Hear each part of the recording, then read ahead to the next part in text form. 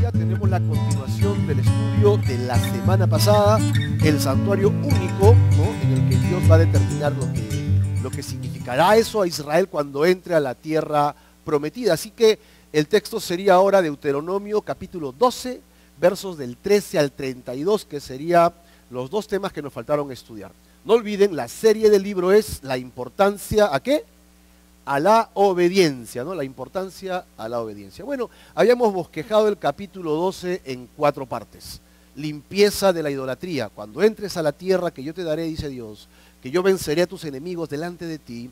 Cuando llegues, limpia toda la idolatría por completo. Luego le dice leyes específicas acerca de lo que harán cuando esté construido el santuario, que Dios determinará el lugar, la tribu y la situación en la que se construirá.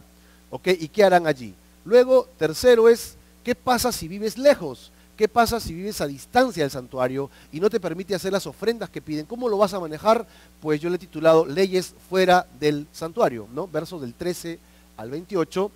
Y finalmente Dios les da una advertencia contra la idolatría. O sea, limpiaron la idolatría, ustedes me adoran, no regresen a la idolatría, no hagan lo que hacían las naciones allí. Así que básicamente de esto se trata el capítulo 12, ¿sí? Ya habíamos estudiado las 2 primeras, ¿verdad? Ahora nos toca del 13 al 28 y del 29 al 32, pero haremos una lectura rápida de las 2 primeras partes solo por temas de contexto. Versículo clave, creo que el verso 14 encerraba bien la idea, porque dice, sino que en el lugar que Jehová escogiere, ¿quién va a escoger? Jehová, no el Señor. Sino que en el lugar que Jehová escogiere, en una de tus tribus, o sea, no va a ser en cualquier tribu, sino en una tribu que Dios escoja, allí ofrecerás tus holocaustos y allí harás todo lo que yo te mando, ¿no? Deuteronomio 12, 14. Vamos a hacer la lectura de la limpieza de la idolatría, versículos del 1 al 3, y pues sabemos que Dios es un Dios que no es un Dios de caos, ¿verdad? Nuestro Dios es un Dios sumamente ordenado.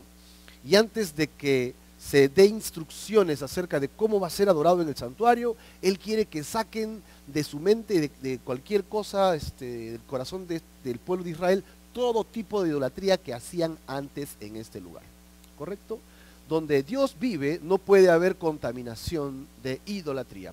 Esto hace énfasis a su primer mandamiento. ¿Quién recordaba el primer mandamiento? ¿Quién sabe el primer mandamiento de los 10? Bueno, si no lo sabes, lo podemos leer. No tendrás dioses ajenos delante de mí. Amén, ¿no? Ya saben, apréndanse los 10 mandamientos, ¿no?, para poder compartir el evangelio. Así que Dios quiere que de alguna manera tú y yo también entendamos lo siguiente. Si venimos a Dios, tenemos que saber que tenemos que sacar todo aquello que a Dios le estorbe. ¿Tú sabes lo que a Dios le estorba o no? Pues léete los 10 mandamientos y encontrarás: mientes, robas, ¿no? Tienes pensamientos lujuriosos, o sea, adulteras en tu corazón. Y seguimos la lista, ¿no? 10 puntos. Y chequearás, verificarás, entenderás si realmente tú y yo estamos ofendiendo a Dios. Si eso es así, Dios dice, yo quiero que lo saques de tu vida. Yo quiero que renuncies a esas cosas. Renuncia totalmente a esa forma de pensar y de vivir que tenías antes y ven a mí, dice Dios, quien es santo, ¿verdad? Él no quiere otro Dios delante de Él, algo que se levante como lo más importante en tu corazón. El verso 1 definía pues que esta sección era la última parte de esta subparte del libro, ¿no?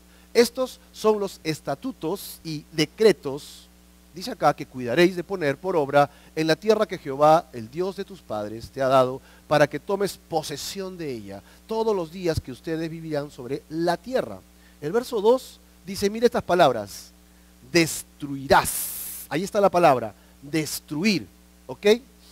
Enteramente todos los lugares donde las naciones que ustedes heredarán sirvieron a sus dioses. O sea, ellos van a entrar a la tierra, van a encontrar altares a sus dioses y Dios dice, ustedes llegarán y molerán ese lugar. Lo destruirán. ¿Dónde? En los montes y debajo de los árboles, que era básicamente como se desarrollaba la idolatría dentro de Canaán. Pues los dioses de Canaán ya los hemos estudiado en detalle, ¿no? Y sabíamos qué hacen acá. Más adelante da una referencia a qué se hace allí, pero ya no es tema de hoy. Ahora, en el verso 3 utiliza palabras más fuertes. Miren las amarillas. Derribarás, ¿qué más dice? Quemarás y consumirás al fuego, destruirás. Después de esto, ¿qué cosa puede quedar de algo? Si lo has destruido, lo has molido, y luego lo quemas, lo incendias con fuego, lo destruyes totalmente, ¿qué te queda? Absolutamente nada, porque la ceniza, que es lo que queda como residuo, ¿no? Allí se lo lleva el viento y desaparece. Pues sus altares, estatuas, imágenes, esculturas, pues de los dioses de acera que tienen en ese lugar deberían desaparecer de tal manera que raerán, quitarán, borrarán por completo, es la idea de Dios, el nombre, ¿ok?, de aquel lugar. Raerán los nombres de ellos. Ahí tenemos la idea. Dios quiere que desaparezca hasta el nombre de estos lugares. ¿Y qué significa que desaparezca el nombre de? Ya no existe, ¿no? Cuando tenemos a alguien que amamos mucho y fallece, ¿no es cierto que siempre de vez en cuando hacemos un responso o juntamos a la familia o de repente simplemente conversamos y hablamos de esa persona que falleció hace 10, 20, 30, 40, 80 años? ¿Con qué motivo? De hacer memoria de su nombre, ¿no? Recordar de él, ¿no? Que las siguientes generaciones sepan sus virtudes, lo que hizo bueno, lo que hizo mejor, tal vez sus pecados, para evitar, y que nos sirva pues como un ejemplo. Es importante recordar a nuestros antepasados, ¿verdad? No idolatría, no pedirle a nuestros antepasados, pero sí, correcto, es recordarlos, hacer memoria de ellos, ¿amén o no? ¿O te gustaría tener hijos y que tus nietos no sepan quién eres tú? Qué feo, ¿no? Tu abuelo, ¿cómo se llamaba tu abuelo? ¿Quién tuvo? Mi papá, pues, ¿cómo se llamaba mi papá? Qué feo, ¿no? Que alguien diga algo así. ¿Por qué? Porque sacar el nombre, borrar el nombre de alguien es como desaparecerlo. Nunca existió. Nunca existió. Pues lo que Dios quiere es que todo tipo de idolatría desaparezca de la mente de los israelitas. Encontraron esos dioses, tienen que devastarlos y entonces solamente va a existir Dios, nada más. ¿Verdad? Solamente va a existir Dios. Y de eso se trata el siguiente punto. Leyes en el santuario basados en el nombre de Dios. El Señor pidió que se quitara el nombre de los dioses de Canaán, pero ahora pedirá que su nombre sea recordado en su santuario, lo que conoceremos como el templo después, ¿no? Solo allí podrán llevar todos los tipos de ofrendas a Dios. Esto se deberá hacer en un contexto siempre de algarabía, de familia, de fiesta, de toda la congregación, ¿sí? Siempre es un tema de vamos a adorar a Dios, pero no es un tema de vamos a adorar a Dios, qué pesado me tocó ir a la iglesia hoy día y todavía tengo que servir, ¿no? Sino es en un contexto en wow, hoy día me toca servir, hoy día voy a buscar a Dios, vamos con la familia, vamos con los amigos, nos vamos a encontrar juntos. Esta era la idea siempre que Dios tenía cuando Israel venía a Él. Él quería una comunión con su pueblo en ese nivel de gozo y de alegría. Así que hablando del nombre, el versículo 4 y 5, ¿no? Hemos hablado de quitar el nombre, de raer, de quemar, de destruir, pero Dios dice, no harán así a Jehová vuestro Dios. ¿Qué cosa no harán? No borrarán su nombre y no destruirán el templo de Dios. Es de Dios, ¿sí? Sino que el lugar que Jehová vuestro Dios escogiere de entre todas las tribus para poner allí su nombre, miren cómo remarca él, su nombre para su habitación, ese buscaréis y allí ustedes irán. Así que Dios está remarcando la idea clara de que habrá un lugar donde todos tendrán que ir a adorar. No puedes adorar donde quieras, es en este lugar, en este santuario específico que Dios escogerá.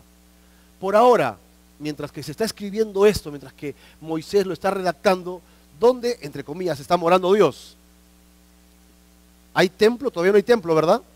Todavía lo va a construir Salomón. Así que ¿dónde están adorando a Dios? En un tabernáculo. Y cuando ellos se mudan, el tabernáculo también se muda. Así que es como están adorando a Dios. Este mes nos toca adorarlo acá, pero el otro mes nos toca adorarlo en Chincha, después nos toca en Ica, ¿no? Y así, van mudándose juntamente con el santuario. Pero ahora no va a cambiar todo, porque el santuario será ubicado geográficamente en un punto y más bien todas las naciones de Israel, todos los pueblos tendrán que ir a ese lugar a adorar. Es lo que está diciendo el Señor. Ahí estará mi nombre. Dice verso 6 y 7, y allí llevaréis vuestros, ¿qué? Holocaustos, sacrificios, ¿qué más? Diezmos, ofrendas elevadas, ¿qué más? Votos, ofrendas voluntarias, primicias. Todas las cosas que le vas a entregar a Dios, dice el Señor, me lo vas a entregar acá en mi santuario. ¿Ok? Verso 7, y comeréis de allí adelante de Jehová vuestro Dios, y se alegrarán ustedes y sus familias en toda obra de sus manos en la cual Jehová tu Dios te hubiere bendecido. El tipo de ofrendas, el tipo de sacrificios, ya lo hemos estudiado en Levítico, vimos los 5 tipos de sacrificios, algunos dedicados totalmente a Dios y la mayoría de ellos eran grosuras, partes del sebo, partes de intestinos, eran quemados delante del altar y el resto de la grosura de la carne se comían, era comido una parte por el oferente y otra parte por el sacerdote. ¿Amén o no? ¿Recuerdan estas ideas? Diferentes tipos de sacrificios, diferentes tipos de animales, cómo iban a trozar, cómo lo iban a comer, qué iban a hacer, cómo no lo iban a hacer, se iban a acordar de Levita y lo iban a involucrar dentro de sus festividades para que Levita tuviera que comer carne y tuviera que comer con ellos. Todo esto era un estudio muy detallado en el libro de Levítico con relación a los sacrificios y habla aquí que sea con la familia, con algarabía, con alegría y comer. Así que los holocaustos no todos eran simplemente consumidos totalmente. La sangre tenía que ser chorreada alrededor del altar y sobre los cuernos del altar tenían que ser puestos con los dedos. Igualmente en el altar de oración, igualmente en el altar donde estaba el tabernáculo, donde estaba la misma presencia de Dios. Todos esos detalles están allí en Levítico. Así que Moisés lo único que está haciendo es haciendo referencia a eso, haciendo referencia al tema. Ese tema, dice Moisés, ya lo desarrollamos, ¿ok?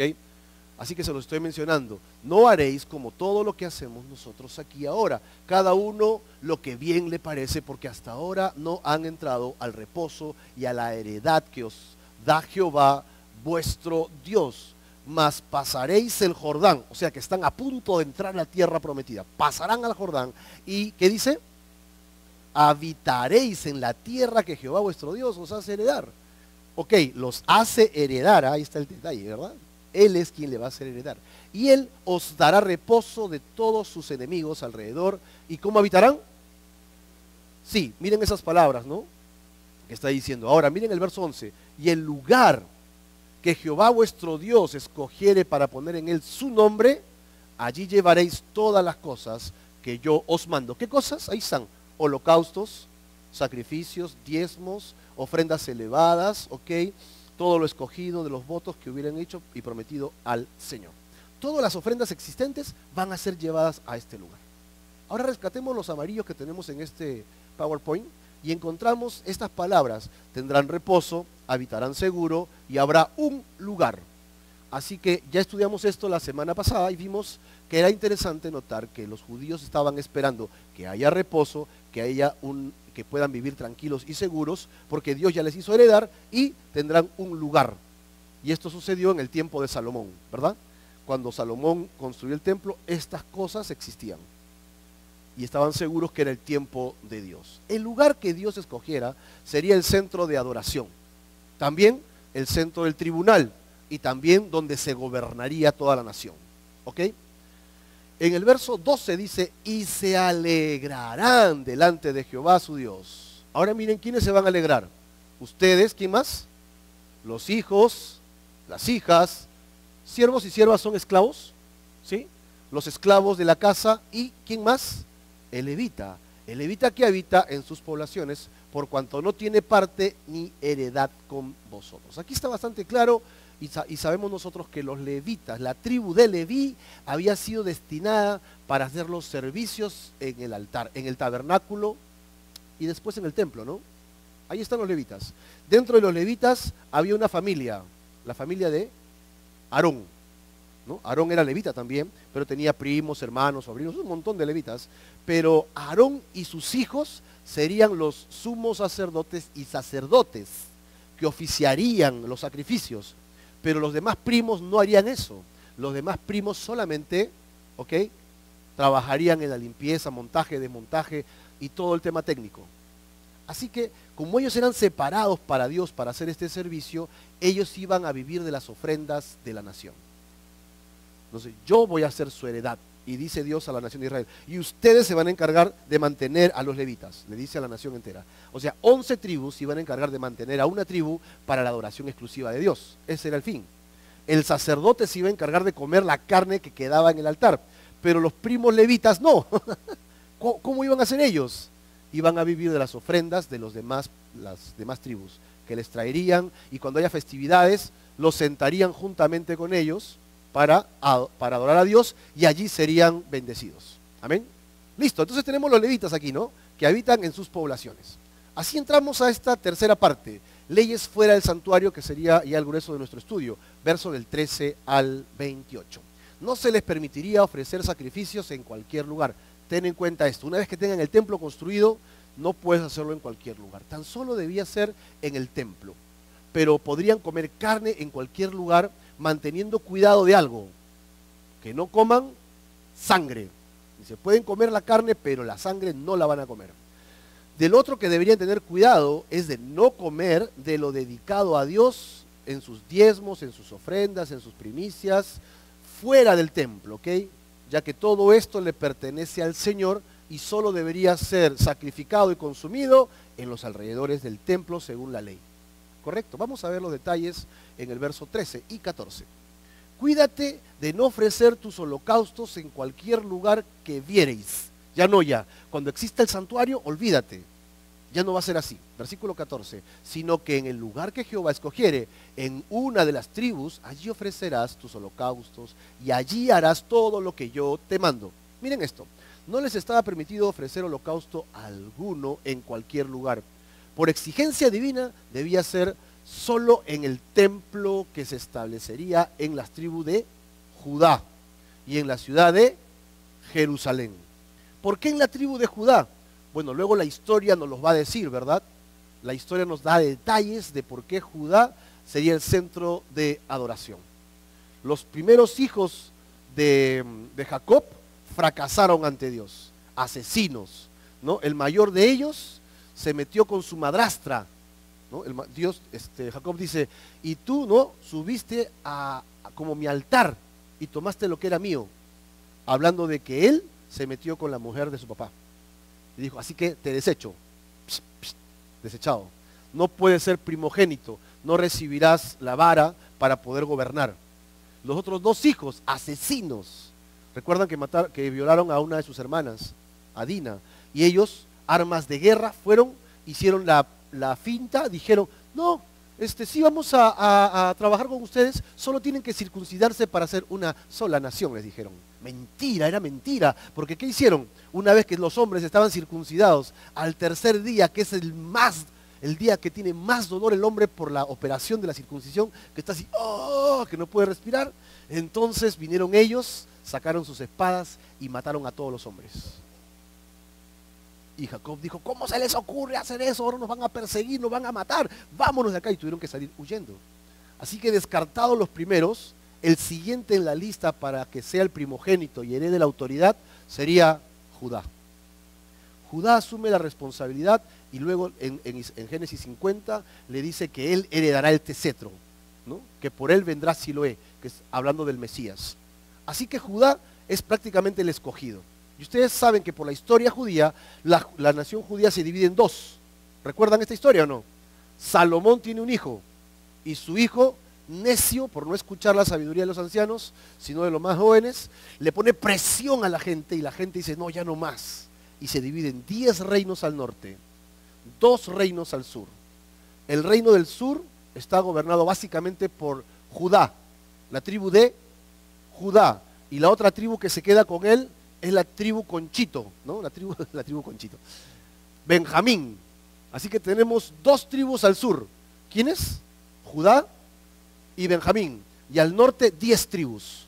Al sur, ¿no? Donde está Jerusalén, donde está el templo, donde se hace la adoración, se quedan 2 tribus. Y al norte se quedan 10 tribus que se matan entre ellos por el poder del reino. Y hacen lo malo a los ojos de Dios. Se dividen totalmente. Así que Dios bendice a pesar del pecado de Jerusalén, a pesar de los pecados de Judá, sigue bendiciendo porque había hecho una promesa a Abraham, a Jacob, a David y a su descendencia que venía por allí, de la tribu de Judá. Y los mantiene. Aún así, seguían pecando hasta que Dios dijo, ya no, basta. Los voy a llevar 70 años cautivos para ver si así aprenden. Lo que le dije que no hicieran, hicieron. Pecaron ante mis ojos. Y Dios usa palabras fuertes como hasta... se prostituyeron, dice Dios. ¡Wow! ¡Qué fuerte! Dios está muy molesto y permite que ellos sean zarandeados por los babilonios. Las 10 tribus del norte fueron conquistados por los asirios y ellos quedaron pequeñas colonias de cada tribu y bajaron a Judá. Y cuando bajaron a Judá se encontraron que la tribu más fuerte era Judá y ellos eran pequeñas colonias. habían benjamitas, habían de Manasés, habían de todas las tribus, pero como la que gobernaba era Judá, el resto de las naciones conocían a todas las tribus como los judíos. Por eso cuando tú hablas ahora de los judíos, hablas de las 10 tribus también. Cuando viene Babilonia y los conquista, 70 años, ¿no?, profetizados exactamente, regresan en 3 grandes grupos y regresan a Jerusalén otra vez, donde Dios había pedido que allí se le adore. Es el lugar específico de Dios. La Biblia habla de que Jesucristo vendrá por segunda vez y se sentará en su trono. ¿En dónde? En Jerusalén. El lugar que Dios escogiere es el lugar donde Dios siempre va a gobernar. Qué loco, ¿no? Porque los que resucitaremos con Cristo y vamos con Él y regresemos a gobernar con Él, ¿dónde gobernará el Señor? En Jerusalén. Así que yo voy a estar acá en Perú, en Barranco, gobernando, y cada vez que necesite una audiencia con Jesucristo, digo, Señor Jesucristo, no, ¿cómo será, no? Señor Jesucristo, no será Señor Jesucristo, no sé cómo será, pues la tecnología, ¿no? Señor Jesucristo, ¿no? Ya, vente, me dice, entonces yo voy a agarrar tipo a Superman, me voy volando, porque voy a tener un cuerpo extraordinario, un cuerpazo, ¿no? ¡Sa! Llego a Jerusalén, allí va a estar el centro de adoración. Pero Marco, te hubieras cerrado el viaje, yo podía ver, yo, no, Señor, yo quería ver Jerusalén. Está bonito, ¿no? O sea, en el milenio, Cristo gobernará en Jerusalén, este lugar que Dios escogerá de la tribu de Judá, y los judíos descendientes que han creído en el Mesías, ¿no?, en Jesucristo, el Hijo de Dios, entonces ellos vivirán en esa zona de Canaán, que conocemos ahora como Palestina, ¿no? En esa zona de Canaán, allí gobernarán, vivirán, porque esa tierra se les prometió a ellos. Tendrán acceso a Jesús tal vez más directo, aunque Jesús está en todas partes, ¿amén o no? Y ahora pasa algo parecido, porque tú también tienes el Espíritu Santo, ¿verdad? Entonces donde tú estás, también está el Señor, ¿o no? Sí. Clama a mí, dice, y yo te responderé y te mostraré cosas grandes y ocultas que tú no conoces. Donde tú estés, puedes clamar a Dios y Él se te va a revelar, te va a hablar. Ten la seguridad de que puedes hablar con Dios en cualquier lugar que te encuentres. Verso 15. Con todo, podrás matar y comer carne en todas tus poblaciones conforme a tu deseo, según la bendición que Jehová tu Dios te haya dado. El inmundo y el limpio lo podrá comer como la de gacela o la de ciervo. Pues la gente se preguntaba algo, ok, entonces todo está cambiando, el sistema está cambiando. Cuando hay un templo, dice Dios, que solamente allí podremos matar, sacrificar y comer. Y entonces si yo me quiero comer mi parrillada, yo quiero comer mi asado y estoy lejos de Jerusalén, no quiero comer un lomo saltado, entonces ¿cómo voy a hacer? Y entonces, antes que pregunten, ¿no?, Él responde, podrás comer. Sí podrás comer, como tu corazón lo desee. Así que esto responde a esa pregunta, ¿ok? Sí podrás matar animales para poder comer, ¿ok? Recuerden que en el Génesis, cuando Dios crea al hombre, lo crea herbívoro, ¿se llamaría? ¿Vegano? ¿Vegano, no? Vegano ya. ¿Vegano está bien? Ya, todos estamos de acuerdo con vegano, entonces, estamos en veganos. Eran veganos. ¿Los animales también eran veganos? Eran herbívoros. ¿Qué diferencia entre herbívoros y veganos? No sé. Pero Dios lo que dice es, de los árboles y de las cosas que salen de la tierra, de eso podrán comer los hombres y los animales. De tal manera que no existían carnívoros en la época que Adán vivía en el huerto. Porque es más, la muerte recién llega a través del pecado de Adán, o sea que antes nadie moría, ni siquiera los animales. Nadie moría, todos comíamos de los vegetales, de los frutos y todas estas cosas, ¿no? Así que, ¿cómo habrán sido esos dinosaurios que tenían sus manitos chiquititas, no? ¡Ay, qué hermoso dinosaurio! Con sus dientazos, y yo, ¡oh, un abrazo! Y, ¡ah! Un abrazo al dinosaurio, porque él no comía carne. No comía carne. Y si no comía carne, entonces había una especie de comunión con los animales y el hombre maravillosa. A través del pecado es que recién encontramos que entra la muerte y el hombre, el animal con el animal comienzan a matarse y entra este ciclo, ¿ok? ¿Cómo le dicen este ciclo del más fuerte, que uno se alimenta del otro? La cadena alimenticia, muchas gracias, me han desasnado, ¿no? La cadena alimenticia, ¿verdad? Y el hombre se ha convertido en un depredador, ¿no? El hombre se ha convertido en un depredador de los animales. Una vez vi una foto que vi una enorme ballena, estas estas orcas asesinas enormes, ¿no? Y un hombre al costado y decía, pues, ahí grandazo, ¿no? Este ser es totalmente asesino, ¿no? Mata sin piedad, destruye, ¿no? Y pues puede degollar, puede matar así en instantes, ¿no? Y arriba una orca asesina. Se estaba refiriendo al hombre, ¿no? El hombre hace cosas terribles. Pues eso encontramos que no había muerte, todo era, todo lo que podíamos comer era de los frutos de los árboles. Pero una vez que entró el pecado, ok, Dios va a decir que la única forma de quitar el pecado es a través de la sangre. Con la muerte de alguien, la sangre derramada podría pagar el precio. Eso se convirtió en algo holocáustico, horrible, feo. ¿Cómo es posible que un pequeño animal pueda morir y su sangre chorreada, caliente aún, hirviendo, caiga en mis pies y yo sienta ese hedor, ese calor, el animal tambaleando, convulsionando? ¿Cómo es posible que eso sea agradable? Y Dios puede decirte también, así de desagradable me es tu pecado. Así de horrendo me es tu pecado. Cuando pecas, así me siento yo con eso, igualmente. Entonces, lo que encontramos aquí es que Dios dice que ahora sí pueden comer de los animales por efecto del pecado. Pero cuando venga Cristo, dice que será como el Génesis. ¿Qué significa eso? Que otra vez seremos vegetarianos, veganos. O sea, ¿vas a poder abrazar al león? ¿Le vas a poder mover la melena? ¡Ay, qué bonito gatito! Y yo, piquito con el león, ¿no? ¿Por qué? Porque ya no vamos a ser carnívoros otra vez. Se va a restaurar lo que en el principio fue. El plan de Dios se va a restaurar. Y el plan de Dios que es, Él quiere gobernar la tierra. Eso significa el reino de Dios. ¿Has escuchado hablar del reino de Dios? Esto es el reino de Dios. Dios quiere gobernar la tierra a través tuyo. ¿Y qué cosa lo impide? Tu pecado. Dios quiere que seas rey, pero tú quieres seguir siendo un empleado. Dios quiere que tú seas rey, pero tú quieres seguir siendo alguien dependiente de tus pecados y tus cosas. Dios quiere hacerte rey, que gobiernes en esta tierra, y nuestra necedad, nuestro pecado, quiere seguir viviendo en los deleites de nuestra carne y perdemos la gloria de Dios y el reino de Dios por eso. Qué absurdo suena cuando lo dices así, ¿no?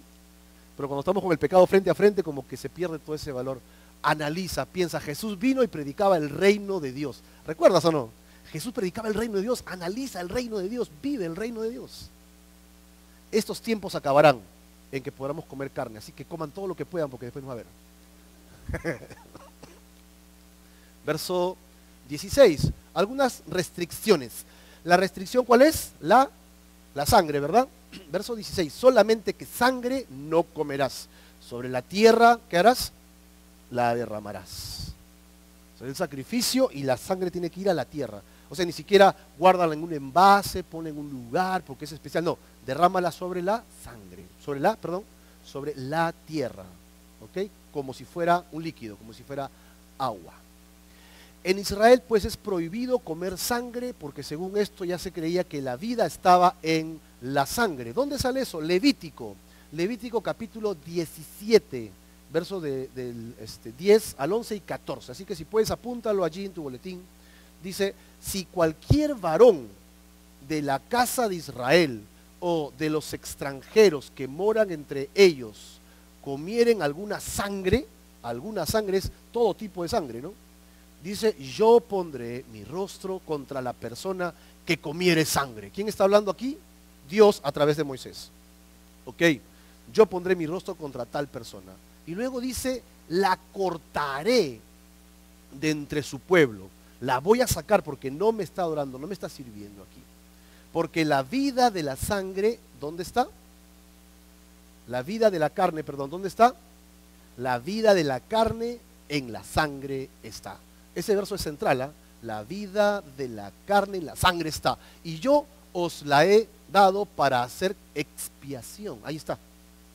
Yo se las he dado para hacer expiación sobre el altar de vuestras almas. Y la misma sangre hará expiación de la persona, porque la vida de toda carne es su sangre. Por tanto, he dicho a los hijos de Israel, no comerás la sangre de ninguna carne, porque la vida de toda carne es su sangre. Cualquiera que la comiere será cortado. ¿En qué momento de la historia de la humanidad y Dios, ¿no? Dijo Dios que la dio para expiación? Acá dice, La sangre la dio para expiación sobre el altar por vuestras almas. Ahí está. La única forma de redimir tu pecado es a través de la sangre. Pero ¿de dónde nació eso? ¿En qué momento fue eso? En el Génesis dicen por acá. En Apocalipsis nadie dice. En el Génesis, ¿en qué momento puede haber sido? ¿Recuerdan que el hombre pecó y el hombre corrió, dice, hacia los árboles? ¿Sí? Cuando Dios bajó, dijo, Adán, Adán, y Adán, pícala Eva, pícala, porque ahí viene el Señor. Y se escondieron dentro de los árboles. Escondido entre los árboles, Dios los ampara y dice, ¿qué están haciendo? Y entonces, antes de salir, ellos chapan lo que encuentran, ¿no? ¿Qué cosas encuentran? Hojas. El hombre agarra una, dos, y la mujer agarra tres, no sé cómo hizo. O cuatro, no sé cuántos. ¿Para qué? Para tapar su vergüenza. Y es cuando Dios le dice, ¿qué has hecho? Finalmente el hombre le echa la culpa ¿a quién? A Eva, y Eva le echa la culpa a la serpiente, ¿no? Y la serpiente movió la cola y dijo, ya me ensarté. Una le echa la culpa al otro. Esto es totalmente loco, ¿no? Bueno, hay muchas cosas ahí que siempre me vienen a la mente, pero en sí es, en el momento que ellos pecan, en el momento que ellos quieren taparse con esto, Dios, después que le dice a ellos cómo será su redención en Génesis 3, 15 y 16, a través de la mujer vendrá un linaje. ¿Recuerdan qué dice? ¿No? Un linaje, y a través de el pecado de la muerte de Satanás vendrá otro, y se encontrarán en la historia. Uno le pisará la cabeza y el otro le morderá el talón. ¿Recuerdan eso? Génesis 3, 15. Ahí está en la Biblia, ¿no? Ella te herirá en la cabeza y tú le herirás en el calcañar, dice. Y cuando le muerde, ¿ok? ¿Qué pasa con una serpiente si le pisas la cabeza? La matas. Y si una serpiente, ¿no?, venenosa te muerde en el pie, también te mata. Así que lo que estaba diciendo Dios a través de esta profecía en Génesis 3:15 es que de la descendencia de los dos se encontrarán, y de Eva vendrá uno que matará la muerte con la muerte. Eso es lo que está diciendo. Matará la muerte muriendo. Y ahí acabará todo. Así que, ¿cómo funcionará eso? Inmediatamente dice que Dios le puso, ¿qué cosa? Un traje de puro cuero, bien chévere, rojo, con una estrella acá, como Flash. De cuero, ¿no? Rojo y blanco. Así que Jesús siempre en los dibujos sale rojo y blanco, ¿no? Blanco, pues, Jesús es peruano. ¿Cómo que no? Perusalén. Es de Perusalén. ¿Y cómo es esto?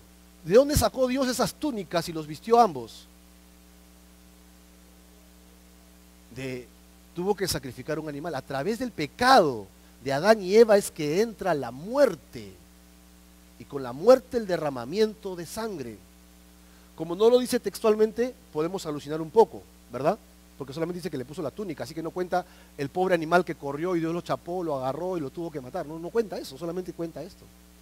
Pero para que haya tenido que desollarlo, ha tenido que derramar su sangre. Y tú puedes haber visto, primera vez en su vida, Adán ve la muerte. Primera vez en su vida que Dios le dice, un ratito, espérate acá, pum, agarra un animal y lo mata. Y él se queda, ¿qué es eso? Si nosotros ahora, si tú has ido alguna vez a algún camal, donde matan animalitos, es horrible, qué rico comértelo, ¿no? Pero cuando lo van a matar, ¡wow! Si tú vas a pisar una cucaracha y con asco la pisas, ¡ay! ¿No? Es un animal y su cuerpo se está bajo tus pies ahí, que se está desarmando y sufriendo. Imagínate un animal, ¿no? Tierno, que confía en ti, que te mira, ¿qué quieres? Yo, con mi cuchillo ahí. ¿Qué vas a hacer? Es terrible, ¿no? Después te lo comes bien rico. Pero wow, es feo ver morir un animal. Tierno sobre todo. Y Adán debe haber pasado por esa crisis emocional de, ¿qué estás haciendo? Y después ve que lo desolla. Y después ve que se lo pone encima, ¿no? La única forma de cubrir tu pecado es a la manera de Dios. La única forma de cubrir tu pecado es a la manera de Dios. No con tus hojas, no con tus obras, no con tu forma de vida que fácilmente se destruye. Que hoy día piensas una cosa y mañana piensas otra. Escuchaste un psicólogo, escuchaste un terapista, escuchaste un futbolista que habla bien y simplemente, le crees. Oh, ¿cómo saben, no? Y así hacemos nuestra vida, como si fueran hojas que se secan y se pasan. Pero Dios dice, no, así no es la forma de redimirte.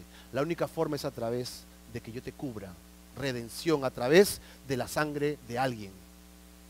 Y por eso es que tú ves luego que Caín y Abel, ¿verdad? ¿Eran Caín y Abel?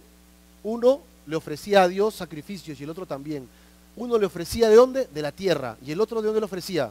De su rebaño. ¿Y por qué los mataba y los sacrificaba? ¿De dónde sacó ese ejemplo? Dios ya lo había dado. Dios ya lo había dado. Y después tú ves en la historia que viene Abraham, y a Abraham se le conoce como el patriarca que edifica altares, así se le conoce a Abraham, ¿no? El edificador de altares. Donde él iba, edificaba un altar, ¿no? Y sacrificaba a Dios. Se mudaban y los animales decían, sí, se acabó el sacrificio. Llegaban a otro lugar y, no, otra vez. ¿A quién le toca? A ti, no, a ti, a ti. Y otra vez sacrificio a Dios. Abraham era un constructor de altares. Y tú ves, Jacob, Isaac, son constructores de altares. El pecado entra en la nación de Israel, Israel se divide, y a David se le conoce como el restaurador de los altares de Dios. Otra vez comienza a hacer sacrificios a Dios, a adorar a Dios.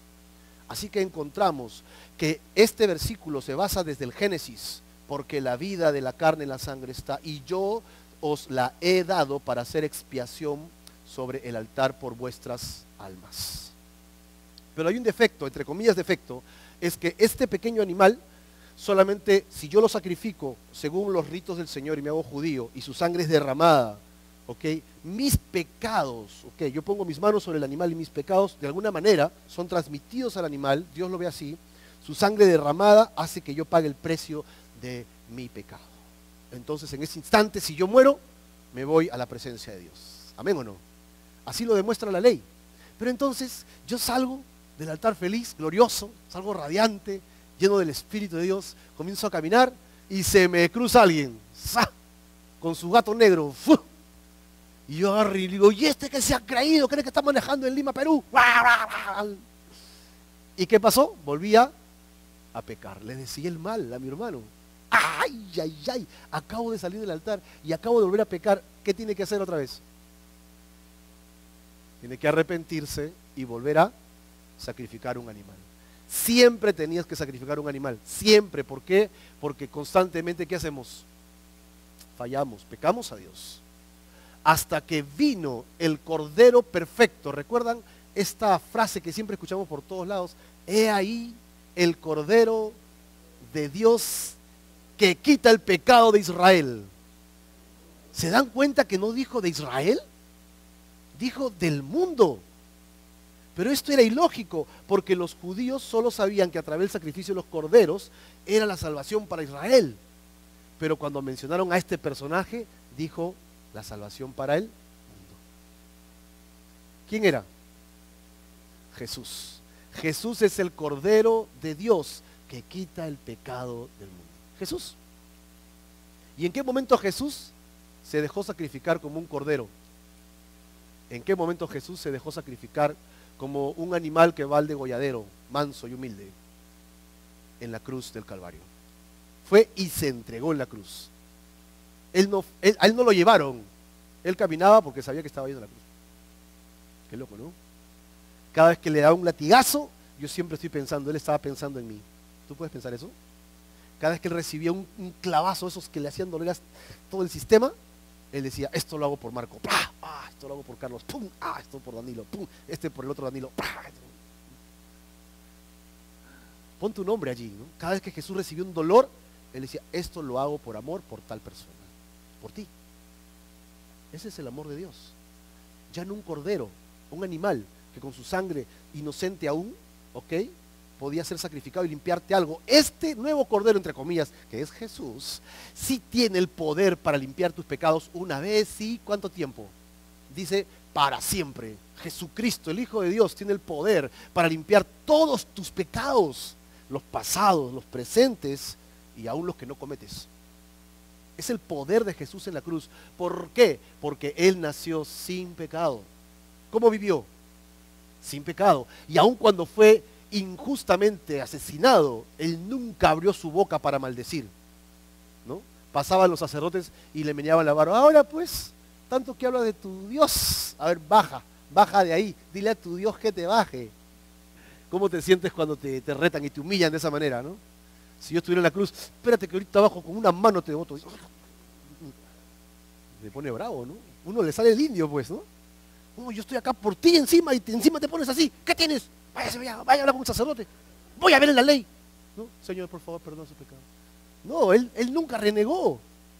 Él asumió toda la carga, toda tu vergüenza, todo tu pecado, todo tu dolor, toda tu enfermedad lo llevó él en su cuerpo.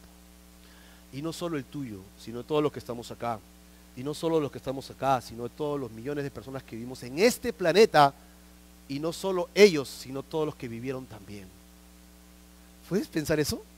Todos tus pecados feos que a veces te saltan a la cabeza. ¿Amén o no? ¿Están ahí? Sí, ok, todos se quedaron inmóviles, ¿no? Todos tus pecados feos que a veces te vienen en la cabeza, le vinieron a él en ese momento, ¿no? ¡Guau, guau, guau, guau, guau! Y él vio todos tus pecados, todas las cosas que tienes en tu cabeza, todo eso te vino así. ¡Guau! Así va a pensar, ¡guau! Todo eso le vino y él pagó el precio de nosotros en la cruz. Su sangre fue derramada. Tal era el odio de los judíos, y ya se acercaba la Pascua, que les dijeron a Pilatos: Pilatos, por favor, ya se acerca la Pascua, y como ya se acerca la Pascua, entonces te pedimos que saques a los que están ahí en el Gólgota, porque si no va a ser feo delante de la Pascua, ¿no? Y entonces él dice: bueno, ya, ahí tienen a un grupo de soldados, vayan y de una vez sáquenlos. Pero no los podían sacar moribundos. ¿Cómo tenían que sacarlos? Muertos. Así que, ¿cómo hacían para que mueran en la cruz de una vez? A eso le llamaban misericordia, ¿no? Con un mazo se acercaban, le decía: a ver, sonríe, y ¡plum!, le rompían las rodillas. Y una vez que le rompían los huesos de las rodillas, la persona, para respirar, tenía que levantarse un poquito. Cada respiración era dolorosa, pero cuando caía sobre sus brazos, se le cerraba el diafragma y morían por ahogamiento. No, a eso le llamaban misericordia, para que se muera de una vez. Así que hicieron con uno, y el otro cayó, como dicen el ladrón bueno y el ladrón malo, que no eran ladrones ni buenos ni malos, ¿no? Pero que estaban colgados allí, le rompieron las rodillas, los dos cayeron, los dos se ahogaron, llegaron a Jesús, y Jesús, a ver, sonríe, nada. Oye, creo que ya se murió. ¿Y qué hicieron? Le pusieron un lanzazo para ver si despertaba, de repente estaba en shock. ¿Y qué salió? Agua, dice, ¿no? Y sangre separada. ¿Qué había pasado? Que ya el corazón no bombeaba, entonces el agua, el plasma del cuerpo se separó de la sangre, se coaguló y estaba dentro del cuerpo, pero con ese lanzazo toda la sangre de Jesús acabó de caer. Toda la sangre de Jesús fue derramada por ti. No dejó ni una gota, toda la derramó por ti. Pagó el precio de tu pecado. Pero habrá suficiente sangre para mí, dicen algunos. Tú no sabes lo que yo he hecho. He ido a la guerra, he matado, he asesinado, he hecho cosas espantosas. ¿Cómo habrá tanta sangre para mí? Como no se dobló, no se rompió un hueso suyo. La Biblia dice que ningún hueso se romperá. ¿Recuerdan? Profetizado cientos de años antes, ningún hueso se rompió. Y según los médicos, ¿dónde se produce la sangre? En la médula del hueso. Y si Jesucristo resucitó, te puedo decir que hay suficiente sangre del Señor para ti. Solo tienes que arrepentirte y poner tu fe allí. La sangre de Jesús, como decimos, tiene poder para salvación, y una vez y para siempre. Si has venido a Jesús arrepentido de tus pecados, si has renunciado a tu forma de vivir para vivir con el Señor, entonces el Señor Jesucristo ahora te ha pagado el precio por ti, te ha dado libertad en Él. Tienes libertad en Cristo Jesús sobre tus pecados, tentaciones y todo lo demás. ¿Cómo? Tienes que luchar la buena batalla de la fe. Así la llama, luchando la buena batalla de la fe. ¿Amén o no? Un segundito. Ya pasó el segundito. Ahora surgen preguntas, ¿no? Entonces, si no se debe comer carne, el cristiano debería comer carne, no debería comer carne, ¿qué debemos hacer? ¿Cómo lo manejamos? ¿Cómo hacemos esta situación? Hechos capítulo 15, tenemos nosotros un problema. Pablo está recorriendo las iglesias, pero cuando llega a llega a Antioquía, que está al norte de Jerusalén, se encuentra con los discípulos de Santiago. ¿Recuerdan? Santiago, el hermano del Señor, dice. Santiago, los discípulos de Santiago han ido a las iglesias no judías. Habían iglesias judías, ¿verdad?, de los apóstoles en Jerusalén, por los judíos, y habían iglesias no judías, o sea, nosotros, los gentiles. ¿Hay algún judío acá? ¿No? Entonces todos somos gentiles para los judíos y somos una iglesia gentil, ¿correcto? Pues si somos la iglesia gentil, yo soy salvo por gracia, amén o no, a través de la fe en Jesucristo. He puesto mis ojos en esa muerte vicaria, ahí en la muerte de la cruz, correcto, y he renunciado a mis pecados, tengo vida eterna por eso. Es un regalo de Dios. Tengo que esforzarme en mi fe, sí, pero mi salvación ya está dada, ya me la entregaron. Entonces vinieron los discípulos de Santiago y les dijeron a ellos, ¿ya son salvos? Y todos dijeron, sí. ¿Pero Jesús era judío? Sí. ¿Y la salvación por dónde viene? Por los judíos, decían ellos. Ok, entonces tienes que hacerte judío. Los hacían pensar. O sea, ¿tengo que hacerme judío para ser salvo? Sí, tienes que hacerte judío para ser salvo. ¿Estás seguro? Sí, pero Pablo no se había hecho. Es que Pablo no sabe bien todas las cosas, él le para con los gentiles, está confundido. Nosotros somos discípulos de Santiago, tenemos el liderazgo ahí en Jerusalén. ¿Cómo te vamos a engañar? Así que vamos a hacer los judíos a todos. Sí, ¿cómo? Tienen que circuncidarse los hombres. Y los hombres dijeron, ¿ahorita? Sí, ahorita tienen que circuncidarse. Comenzaron a afilar cuchillos para circuncidar a los hombres. Todos los cristianos, ¿estamos de acuerdo o no? ¿No? Porque ahí hemos traído un par de cuchillos atrás para empezar hoy día con los que quieren ser las mujeres se la libraron, ¿no? Entonces llega Pablo y dice, ¿qué está pasando acá? ¿Qué están haciendo? Y entonces los discípulos de Santiago y Pablo se comenzaron a enfrentar, a confrontar, y Pablo dice, basta, esto no termina aquí. Si ustedes dicen que vienen de parte de Santiago, vamos a Jerusalén. Y en Jerusalén con los apóstoles arreglaremos esta situación. A ver, si los gentiles van a ser salvos por gracia o por la ley, ¿cómo van a ser salvos? Muy bien, se pusieron de acuerdo, subieron a Jerusalén y tuvieron el primer concilio cristiano, judío cristiano, en Jerusalén con todos los apóstoles Pablo. Estuvieron allí hablando, disertando, hablando, discutiendo, y en eso Pedro se para y dice, pero yo recuerdo, ¿no?, que yo estaba en la casa de mi tocayo Simón, ¿no?, y el Señor me hizo ver una visión, ¿no?, y vi una visión de unos mantos grandes que descendían del cielo con animales que para nosotros los judíos, dice Pedro, eran impuros, ¿no? El rico calamar, el ceviche, no podían comer esas cosas, ¿no? Y entonces él ve allí que desciende y Dios le dice, mata y come. Y Pedro dijo, no, Señor, yo no, conmigo no es la cosa, no, yo no como eso. ¿Por qué? Porque soy judío y yo sé que eso no se debe comer. 3 veces le pasó esa visión. Y entonces la tercera vez que Pedro dijo, no, Señor, yo no agarro eso, Dios le dijo, lo que yo he purificado no lo llames impuro. Y suena la puerta. ¿Quién llama a la puerta? Y Pedro saca sus ojitos pues del techo y abre la puerta y le dice, ¿acá vive un tal Simón? Sí, el curtidor. No, el otro Simón, Simón Pedro. Ah, sí, está arriba orando. Dice que tiene una visión. Ah, sí, porque mi jefe, el centurión, lo manda a llamar. Un centurión era gentil, no era judío. Entonces Pedro baja, dice, Dios me dijo que no llame inmundo, y este inmundo ha venido acá, o sea que él ya no es inmundo. No entiendo, Señor. Dice que vayas. Bueno, vamos. Y llegaron, y dice que Cornelio, que era el centurión, había preparado toda su casa. Todos estaban allí esperando que llegue Pedro, el gran Pedro. Y Pedro, apenas, ¿cómo se le conoce a Pedro con el tema de la boca? Que para metiendo la pata Pedro, no siempre la echa a perder, ¿no? Y Pedro llega, pone pie en la casa de Cornelio, gentil, y él judío, lo primero que dice es, yo soy judío, ustedes son gentiles, y esto para mí es impuro. Y antes que Pedro siga hablando, el Señor manda su Espíritu Santo, y todos son llenos del Espíritu Santo. Y comienzan a hablar en otras lenguas, en otro género de lenguas, y Pedro dice, si hubiera seguido predicando lo hubiera ensartado, ¿no? Y todos fueron llenos del Espíritu Santo, gentiles, que no habían judaizado, habían creído en el Mesías, recibieron el Espíritu Santo. Y entonces Pedro dice, yo soy testigo de esto, y lo que Pablo dice es verdad, el Espíritu Santo también está con los gentiles, ¿saben o no? Nosotros los gentiles. Entonces Santiago se pone de acuerdo y le dice, ok, genial, vamos a hacer lo siguiente, los judíos no pueden comer nada a los ídolos, no pueden comer sangre, no pueden comer nada de estas cosas. Por lo tanto, lo único que le vamos a pedir a los gentiles, a los que no son judíos, es que por amor a los judíos se abstengan de ciertas cosas. por amor a los judíos, para no ser tropiezo a los judíos, absténganse de ciertas cosas, porque el que no era judío comía cualquier animal sin problema.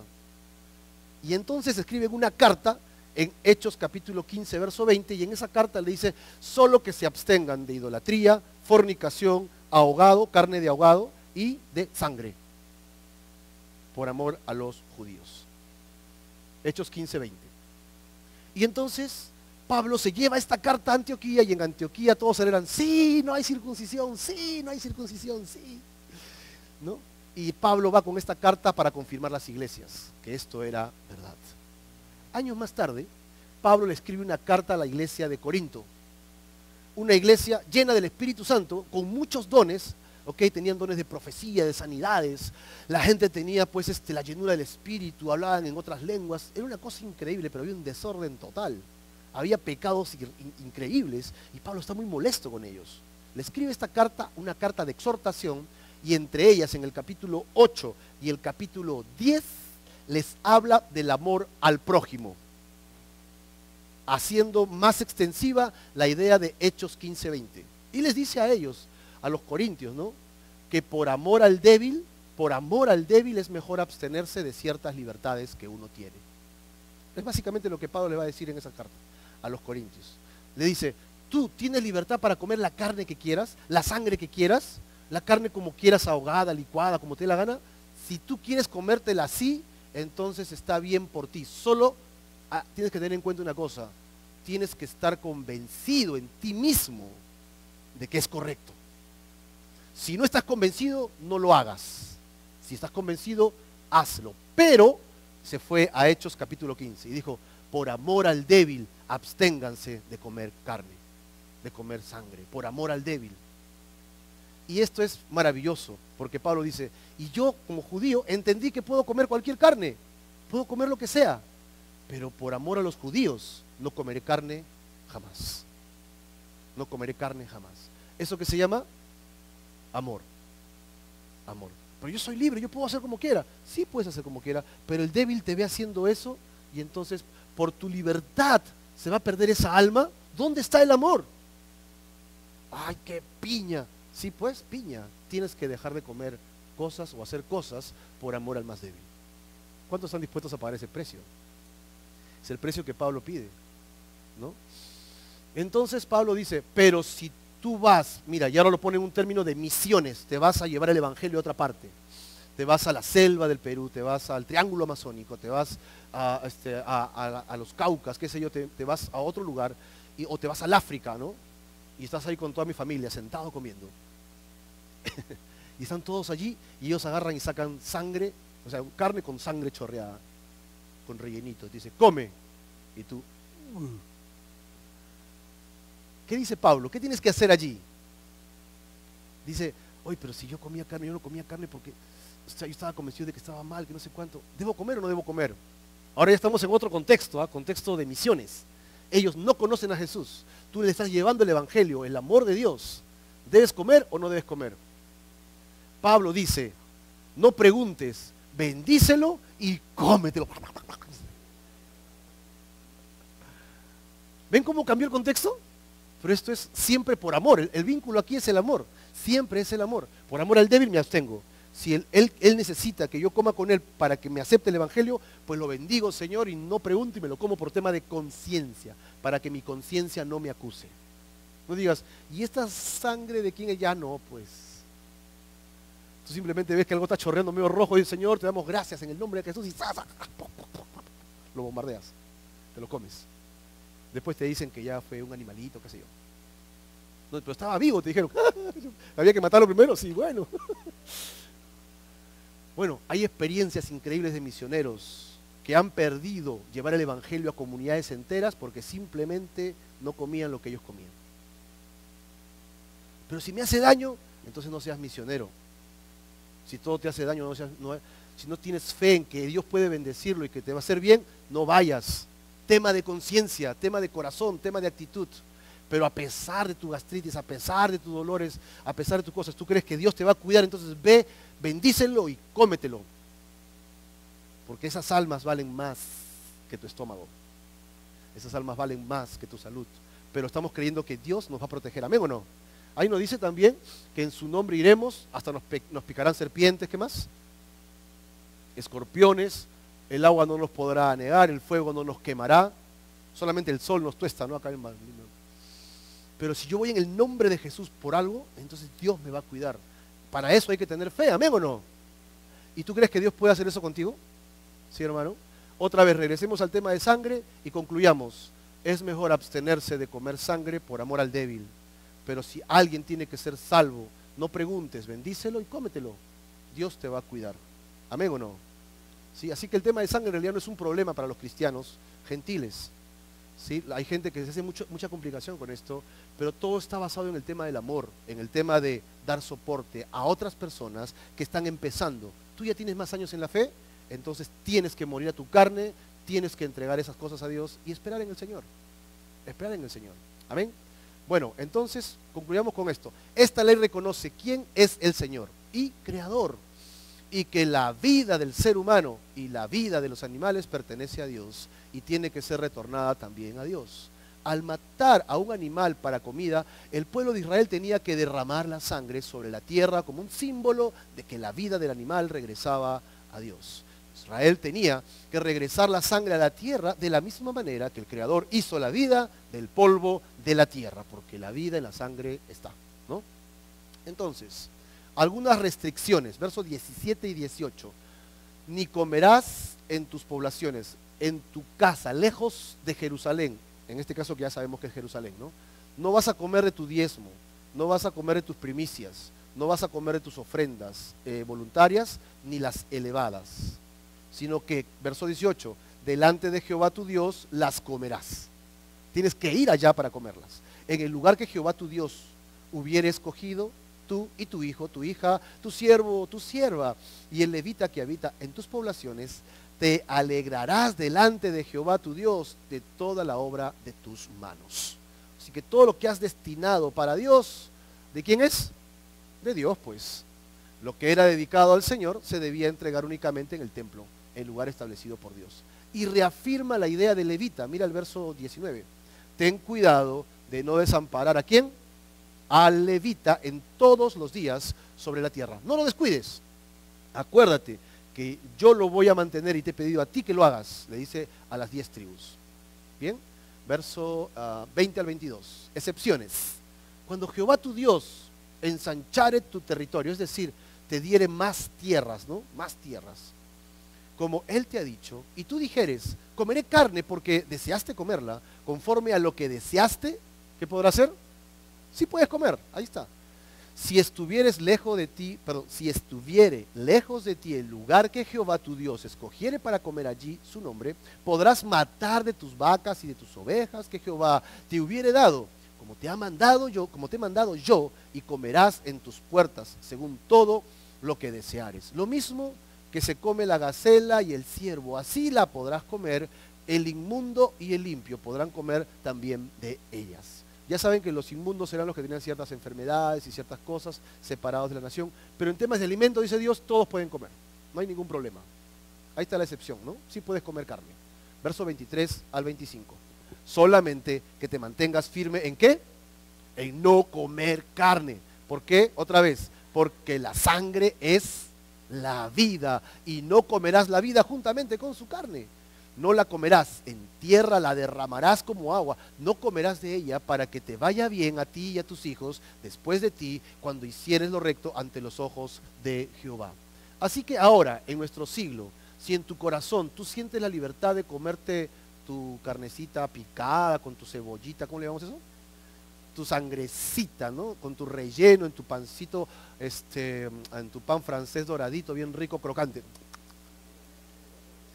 Y tienes libertad en tu corazón, sientes paz, tu conciencia no te acusa, disfruta tu pan.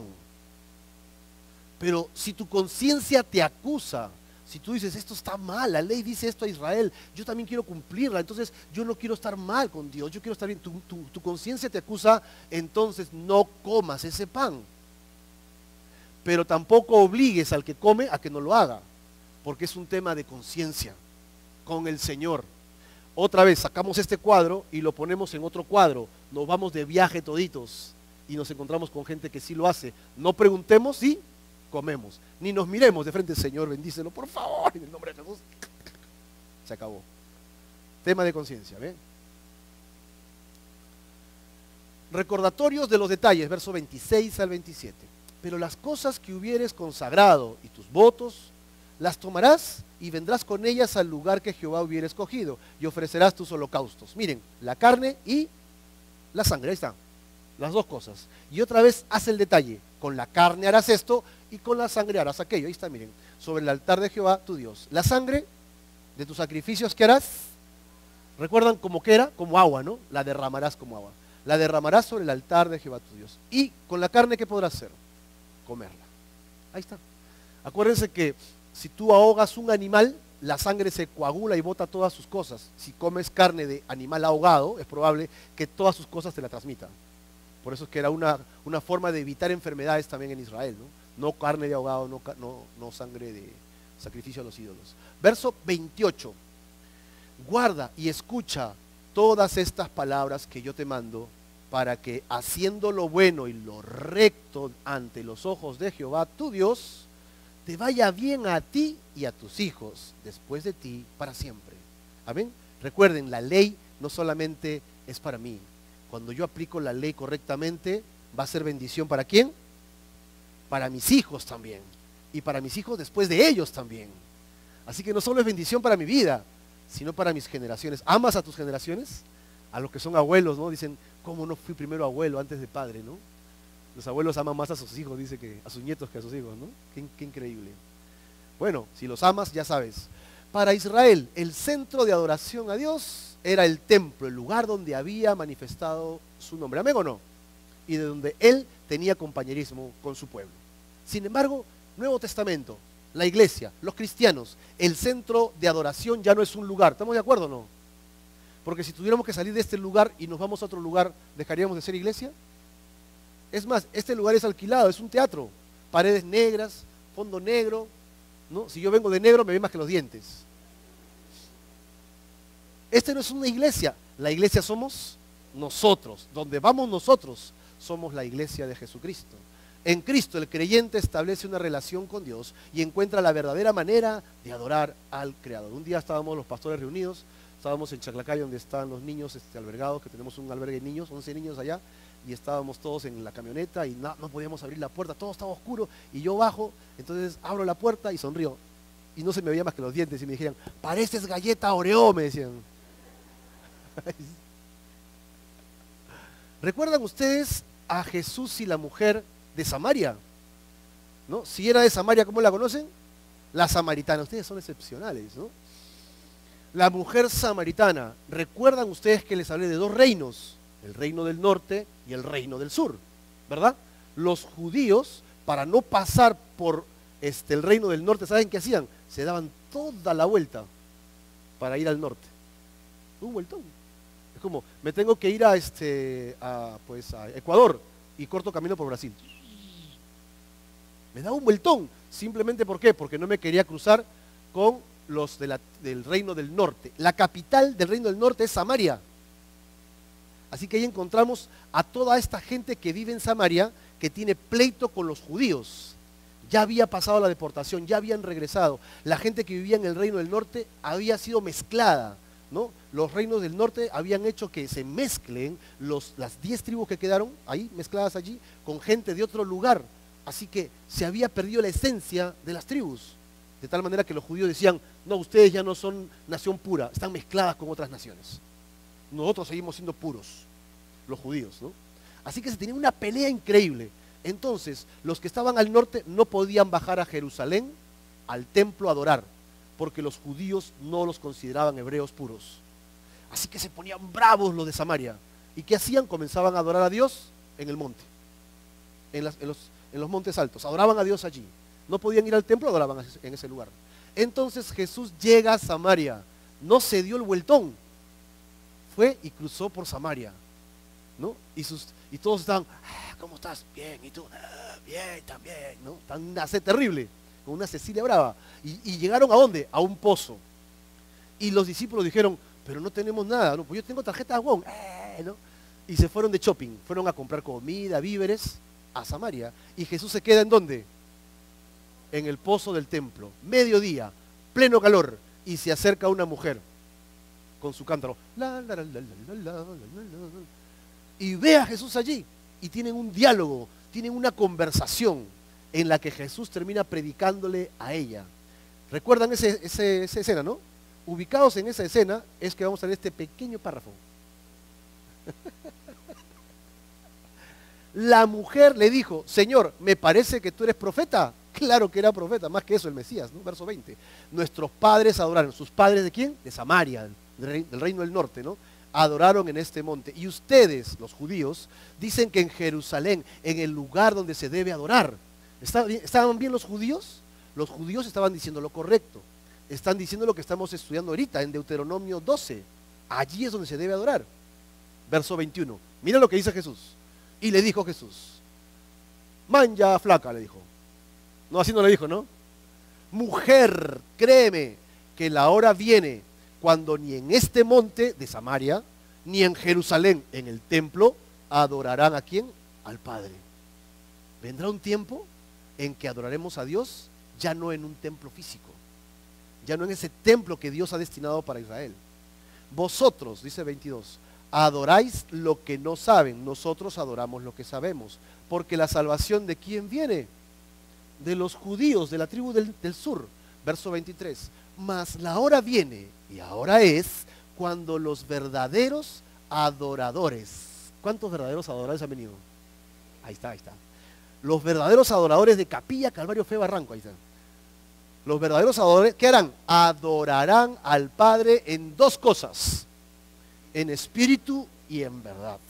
En espíritu y en verdad. ¿Por qué? Y acá está la respuesta. Porque también el Padre, tales adoradores, busca que le adoren. ¿Tú le adoras así a Dios? En espíritu y en verdad. Todos los días de tu vida, apenas te levantas, caminas y vives, ¿estás adorando a Dios? Con tu forma de ser, con tu forma de hablar, con tu forma de pensar.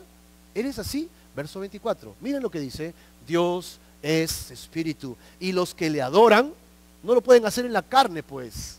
Tienen que hacerlo así, mira, en espíritu y en verdad. Es necesario, mira esta palabra, es necesario que lo hagas así. Es necesario que adores a Dios. Si eres hijo de Dios, es imperioso. Es realmente necesario que adores a Dios, pero lo hagas siempre en espíritu y en verdad. Y le dijo la mujer: sé que ha de venir el Mesías, llamado el Cristo. Cuando Él venga, nos declarará todas las cosas. Sé que la mujer no le creía, ¿no? Cuando venga el Mesías, a ver si me dice lo mismo. Y entonces Jesús de repente se pone de pie y le dice: ¿sabes qué? I am, ¿sí? Estoy hablando inglés, ¿no? Ya. Yo soy el que habla contigo. Y la mujer: ¡oh! Tú eres el Mesías, y si tú lo dices, entonces es verdad. Si tú lo dices, es verdad. Ya no hay que ir a Jerusalén a adorar a Dios por ahora, ¿verdad? Porque dice el Señor Jesús que era necesario que Él se vaya y enviará a uno igualito que Él para que more ¿en dónde? En nosotros. Si tú te has arrepentido de tus pecados y has puesto tu fe en la obra de Jesús en la cruz, dice que el Señor envía su espíritu para que more en ti, y tú podrías adorar en espíritu y en verdad a Dios. ¿Amén o no? Entonces, el Señor ya no mora en un lugar para ser adorado, Él mora en los creyentes. De allí que se conoce el sacerdocio de los creyentes. Si Él mora en mí y yo tengo comunión con Él y puedo hablar con la gente, entonces yo tengo una labor sacerdotal. Tú tienes una labor sacerdotal. Si dices: oh, pues yo no conozco mucho la Biblia para hablar con la gente que no conoce de Dios, pero conoces más que hace un año. Conoces más que hace medio año. Y hay gente que no conoce nada. Cree que conoce de Dios y no conocen nada. Ve y compárteles el Evangelio. Siempre tenemos estos volantitos que repartimos para ustedes, para que los compartas. Llévalos, regálalos, convérsalos con alguien. Enséñales el amor de Dios, la misericordia de Dios, que no tiene que ir al infierno por sus pecados. No es necesario que se condene, porque Cristo pagó por ella. Ya es libre de sus pecados. Eso tenemos que compartir, básicamente eso. Y cuando esa persona reciba la potencia del poder del Espíritu Santo en su vida, empezará a adorar a Dios en espíritu y en verdad. Y una vez que haga conexión con Dios, nadie la va a apartar del amor de Cristo. Ni lo alto, ni lo bajo, ni lo ancho, ni lo angosto, ni lo profundo. Nada le podrá separar del amor de Dios que es en Cristo Jesús. Así que este es el amor de Dios. La última parte de este estudio es la advertencia contra la idolatría. Casi terminamos. El Señor advierte, después de destruir toda idolatría en Canaán, que los judíos no debían retomarlas y adorarlas porque son abominables a Dios. Y la última indicación será que obedezcan y que no añadan ni quiten nada de los mandamientos de Dios. Básicamente termina eso. ¿Tú has limpiado la idolatría? Sí. Entonces no la vayas a cometer, ¿ah? ¿Cómo se te ocurre, Señor? Sí, no pasaron 100 años y estaban haciéndolo. ¿Y nos pasa a nosotros o no? Señor, ya dejé ese pecado, ni hablar. Ya ni lo busco a ese hombre, ya ni la busco a esa mujer. Estás en el Señor y ¿qué te viene a la cabeza? Búscala, búscalo, búscala, búscalo. Y otra vez regresamos sobre nuestros pies. Ya no robaba, Señor. ¿Para qué voy a robar si tú eres mi provisión? Cuando hay escasez, cuando tienes que orar, te acuerdas. Pero si mi primo Roberto y que se apellida Carlos me ayudaba. Y regresa sobre tus pasos. Ya no mentías, pero para salir del apuro vuelves a mentir. Dios dice, deja tu forma de vida antigua. Ya no regreses. Si decidiste dejarla, no regreses sobre tus pasos y las tomes otra vez. Solo viene destrucción con eso. Verso 29 y 30. Cuando Jehová tu Dios haya destruido delante de ti las naciones, a donde tú vas para poseerlas, y las heredes y habites en tu tierra, guárdate que no tropieces yendo en pos de ellas, después que sean destruidas delante de ti. No preguntes acerca de sus dioses, diciendo, de la manera que servían aquellas naciones a sus dioses. ¿Qué dice? Yo también les serviré. Dios dice, no digas esas cosas. No tengas envidia de los del mundo que tienen cosas y digas, yo también quiero eso. No harás así a Jehová tu Dios, verso 31, porque toda cosa abominable que Jehová aborrece, hicieron ellos a sus dioses. Mira el detalle, ¿eh? ¿Qué hacían a sus dioses? Pues aún a sus hijos y a sus hijas, ¿qué hicieron? Quemaban al fuego a sus dioses. Cuidarás de hacer todo lo que yo te mando.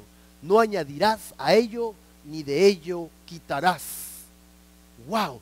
Dios le dice, ellos hacían cosas espantosas, violaban a sus niños, mataban a sus niños, quemaban a sus niños, tenían intimidad sexual con animales. La cosa era espantosa, se mataban, se odiaban, se murmuraban, se hacían daño unos con otros constantemente. Yo tengo que acabar con eso. Yo siempre me pregunto, la gente a veces me pregunta, Marco, entonces, ¿cuándo Dios acabará con la maldad de esta tierra? ¿Por qué Dios permite que esos hombres malos hagan esto? ¿Por qué Dios hace que tanta gente mala siga existiendo? Y cuando yo leo esto y digo que Dios destruyó a todos por su maldad, ellos dicen, qué falta de amor tiene Dios. ¿Cómo es posible? Eso es genocidio. Que haya matado a tanta gente. Yo no entiendo al ser humano. Total, querían que hagan justicia y cuando Dios hace justicia, se rasgan las vestiduras. No, qué malo es Dios. Pues tienes que estar seguro de algo. Dios es maravillosamente bueno, amén o no, pero es también maravillosamente justo. Y si tú quieres vivir en pecado, tienes que saber que hay consecuencias. Hay consecuencias por vivir en pecado. Y Dios no puede ser burlado. Así que yo prefiero estar del lado del amor de Dios que el lado de su justicia. Yo quiero estar aquí en este lado y para estar acá tengo que despojarme de mis pecados. Tengo que arrepentirme y venir a Él para que Él haga su obra en mí. ¿Ya Dios ha hecho su obra en ti? ¿De qué lado quieres estar tú? ¿Del amor de Dios o del juicio de Dios? Yo te animo a que andes en el amor de Dios. Arrepiéntete conmigo de tus pecados y ven a Cristo. Deja que Él obre en tu vida, que Él haga la obra en tu vida. Al terminar este servicio te animo a que te lleves de estas hojitas. Comparte tu fe, habla con otros. Si aún tienes temor, solo regálalos y deja que Dios haga su obra a través de tu vida. Amén.